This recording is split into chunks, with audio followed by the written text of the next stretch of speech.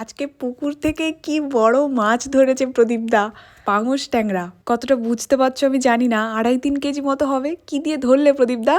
পেরেক বড়শি। কি বড়! এর আগে আমি পেরেক বড়শির নাম শুনিনি, তোমরা শুনেছো?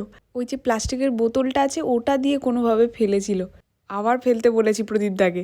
এবার যেদিন আবার মাছ ধরার জন্য ফেলবে সেদিন আমিও দেখবো আর তোমাদেরকেও দেখাবো কিভাবে পেরেক বড়শি দিয়ে মাছ ধরে। এখন সমস্যাটা হয়েছে এটা কাটা। শম্পা বলে আমি তো কাটতে পারবোই না, প্রদীপদা বলছে দাঁড়া আমি কেটে দিচ্ছি।